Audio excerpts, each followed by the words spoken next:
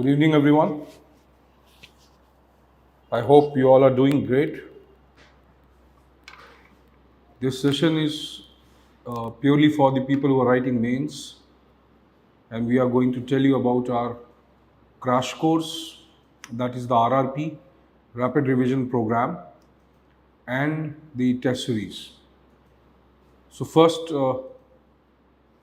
let's focus on the RRP, that is the Rapid Revision Program. This program is, there are two things which matter when a student is writing mains. One, how can he increase his score or maximize the score in the optional? The second aspect is that how he can avoid or you can avoid shocks and surprise elements in the exam. Both the things, though may seem to be different from each other, they are actually same. And they arise from the same basic logic that you are not thorough with your concept and somewhere you do not have enough content to deal with the peripheral questions that may be asked. Optional has always got this trend that it is going to ask you certain things which you might seem to, let's say 20-25%, which you might seem to say are beyond the syllabus. If you say beyond the syllabus, or I would say a creative interpretation of the syllabus, both are the same thing. So this crash course is designed for all those people who are looking for this revision.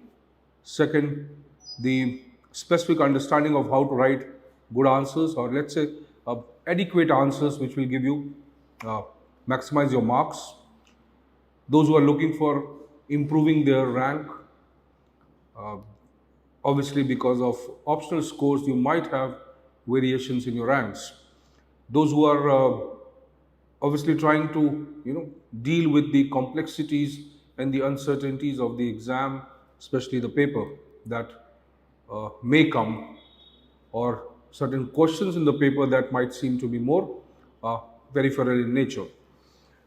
Then obviously those people who are more who are into uh, adding value to already existing knowledge they have. Many of you might be having, let's say, an awareness of the syllabus, but you do not have the understanding of the allied aspects of that particular topic. Last year there was a question on strategic management or strategic communication. Now you have to understand that strategic communication is a kind of offshoot of the contingency model, the contingency theory that we study, or you can take it as one of the uh, consequences of the contingency approach that we follow. Every organization has to deal with uncertainties in the form of lack of communication, lack of understanding, lack of coordination amongst different units, especially when we talk about government systems or multinational corporations. So there are a lot of interdepartmental or interdepartmental friction which arises due to lack of understanding and probably not having the similar commitment to the goal. So strategic communication or strategic management helps you in overcoming that.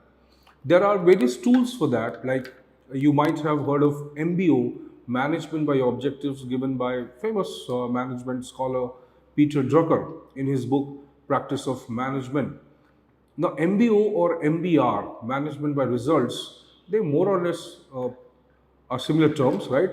But the very idea behind MBO is that how do you keep the team motivated and how can you exercise your leadership over the team so that in order to build their initiative and creativity at the same time. So, how do you exercise leadership control without usurping the authority of the leader? That means you're a leader, but at the same time, you do not exercise the authority. You do not seem to be somewhere nudging your subordinates or maneuvering your subordinates, or I would say influencing your subordinates. So, strategic management or strategic communication comes in that aspect, right? Uh, Questions which were obviously based on administrative state, like the question on administrative state in paper one, that question was also somewhere, you say peripheral in nature. Now there is a concept of Waldo on administrative state, And what he meant was that the predominance of government, the importance of government in governing a society, or how the very role of the government cannot be discarded in spite of whatever industrial theories were developed. These theories were inadequate to explain the complexities which government has to experience, right? So we will be dealing with such kind of ideas, such topics, or let's say paper two, right? Implication, or there are certain topics which are like perennial in UPSC, uh, Finance Commission recommendations, center-state relations, center-state, what you can say is like the police organizations and center-state relations, issues of internal security, defense, and likewise. So there are various topics which seem to be perennial, and they have to be understood in more wider perspective. Constitutional philosophy, values of the Indian Constitution, role of district collector, uh, issues in Indian administration, especially when you talk about the post-reform phase, the what you could say second phase of globalization, and the rise of technology and social media.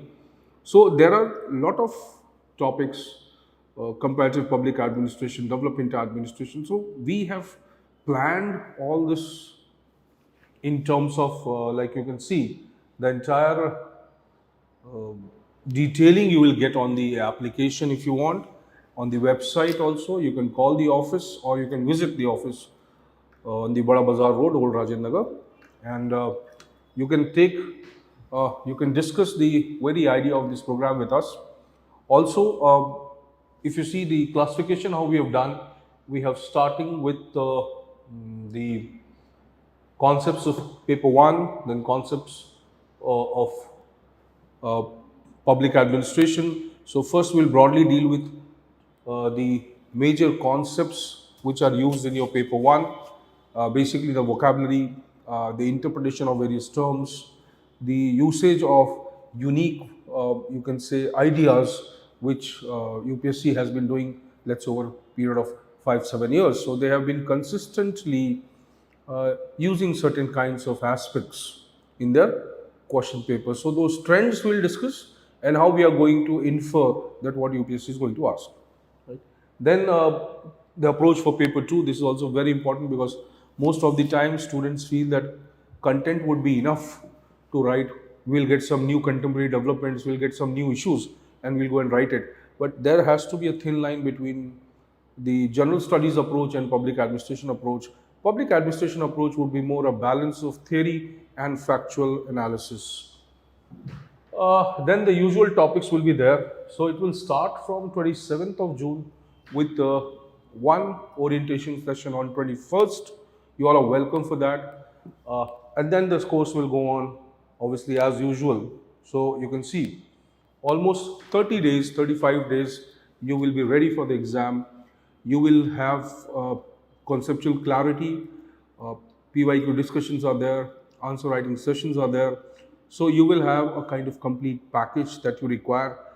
Definitely you will have to work continuously, keeping this schedule in mind, and only then probably you'll get time to revise in the end. So we have kept all that in mind, and that is why this course is designed. Apart from that, test series is also available. We'll talk about it in another video.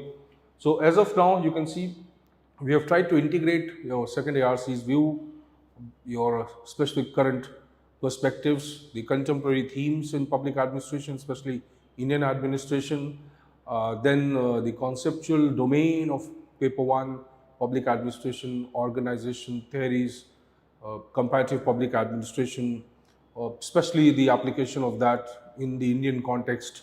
So all those we have tried to balance for you so that you can have a, a kind of a template for the answer, or something which is already customized, a pre-designed approach towards fetching good marks, right? So that is all about the crash course. And one thing also that I would like to reiterate, re-emphasize, that we would be putting 2 questions on our website and on our application, and we'll try to inform you through various other means which are there. So 2 questions will be there. Anybody who's writing mains with their roll number and names can write those 2 questions, send us the answer, get the evaluation for free. And once we do the evaluation and you discuss your answer with us, then probably you can approach towards these programs. So first, it is important that we get to know what exactly is your issue, and then you get to know that how we are going to evaluate you. Test series or crash courses are not just about some content, but it is also about the manner of expression. It is also about where to start and where to end, right? So we will be very pleased to help you in that regard. We guarantee you one thing: once we teach you, the UPSC will dance. Thank you, and you will definitely clear your exams if you do a consistent and strategic effort. Thank you so much for listening to me. This is Ashutosh, ProdEgyIAS. See you. All the best.